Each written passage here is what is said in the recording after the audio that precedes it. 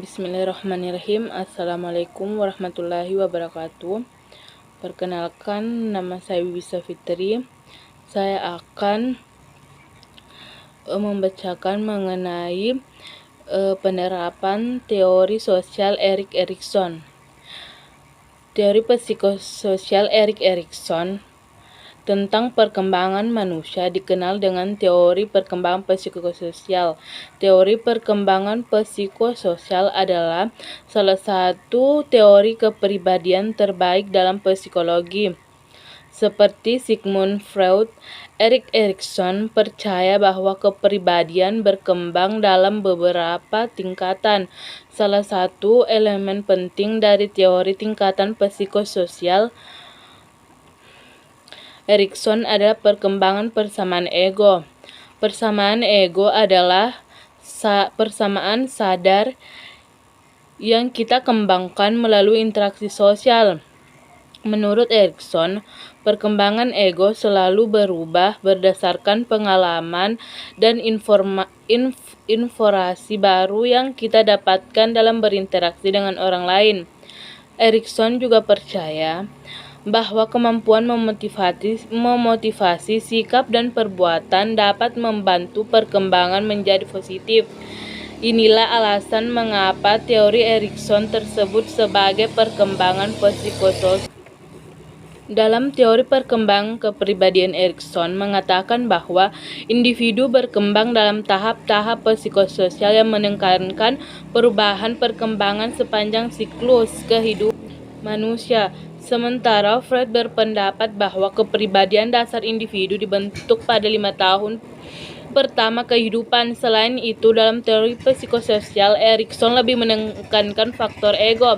Sementara dalam teori psikososial, Freud lebih meningkatkan ide. Menurut teori psikososial Erikson, masing-masing tahap psikososial memiliki tugas perkembangan yang khas dan mengharuskan individu menghadapi dan menyelesaikan krisis. Erikson melihat bahwa krisis tersebut sudah ada sejak lahir, tetapi pada saat-saat tertentu dalam siklus kehidupan, krisis menjadi dominan. Bagi Erikson, krisis bukanlah suatu bencana, tetapi suatu titik balik peningkatan kerentanan dan potensi. Untuk setiap krisis, selalu ada pemecahan yang negatif dan positif. Pemecahan yang positif akan menghasilkan kesehatan jiwa, sedangkan pemecahan yang negatif akan membentuk penyuasan diri yang buruk.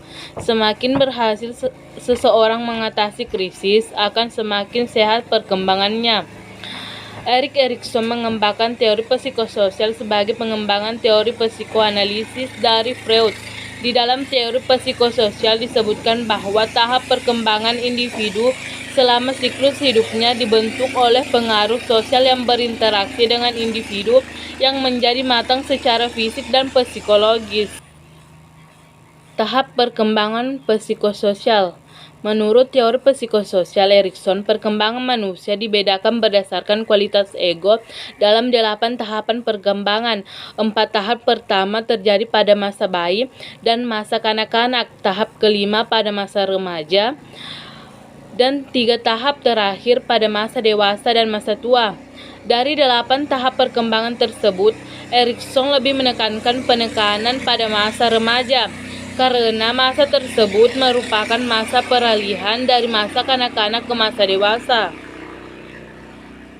Kedelapan tahap tersebut adalah: yang pertama, tahap kepercayaan dan ketidakpercayaan, yaitu yang terjadi selama tahun-tahun pertama kehidupan, 12-18 bulan. Pada masa ini, bayi mengalami konflik antara percaya dan tidak percaya. Rasa percaya menuntut perasaan nyaman secara fisik dan sejumlah kecil kekuatan serta kekhawatiran akan masa depan. Pada saat itu, hubungan bayi dengan ibu menjadi sangat penting. Sebaliknya, kalau ibu tidak dapat memenuhi kebutuhan bayi, maka dalam diri bayi akan timbul rasa ketidakpercayaan terhadap lingkungannya. Yang kedua, tahap otonomi dengan rasa malu dan ragu, yang berlangsung pada akhir masa bayi dan masa baru pandai berjalan, 12-18 bulan hingga 3 tahun. Yang ketiga, tahap inisiatif dan rasa bersalah terjadi pada usia 3-5 tahun. Selama masuk usia prasekolah mulai menunjukkan kekuatan dan kontrolnya akan dunia melalui permainan dan interaksi sosial lainnya. Tahap keempat yaitu tahap kerajinan dan rasa rendah diri, yaitu tahap perkembangan yang berlangsung kira-kira pada tahun sekolah dasar. Pada tahun ini anak mulai memasuki dunia yang baru, yaitu sekolah dengan skala aturan dan tujuan. Yang kelima, tahap identitas dan kekacauan, yaitu tahap perkembangan yang berlangsung pada tahun-tahun masa remaja. Pada tahap ini anak dihadapkan dengan pencarian jati diri. Yang keenam, tahap keintiman dan isolasi, yaitu tahap yang dialami individu selama tahun-tahun awal masa remaja. Yang ketujuh, tahap generativitas dan stagnasi, yaitu perkembangan yang dialami individu selama pertengahan masa dewasa. Yang kedelapan, tahap integritas dan keputusan, yaitu tahap perkembangan individu selama akhir masa dewasa. Penerapan teori Erikson dalam pembelajaran. Seorang anak memasuki sekolah pada usia kurang lebih 6 tahun.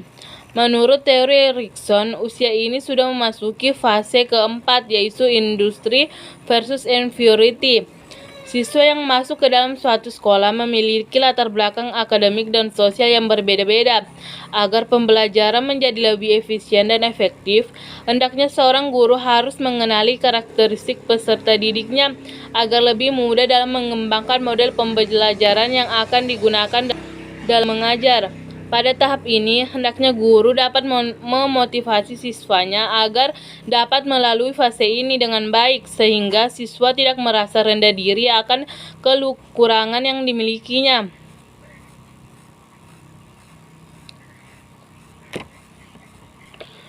Pembelajaran karakter sangat tepat diterapkan pada anak usia dini, sebab anak usia dini cenderung untuk meniru segala perbuatan maupun perkataan yang dilihat maupun didengar yang dilakukan oleh orang-orang yang berada di sekitarnya. Oleh karena itu, hendaknya seorang guru mampu memberikan contoh yang baik kepada anak usia dini dengan berperilaku dan bertutur kata yang sopan.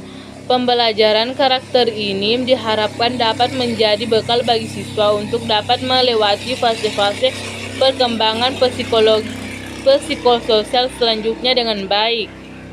Itulah tadi pemaparan mengenai teori sosial Erik Erikson.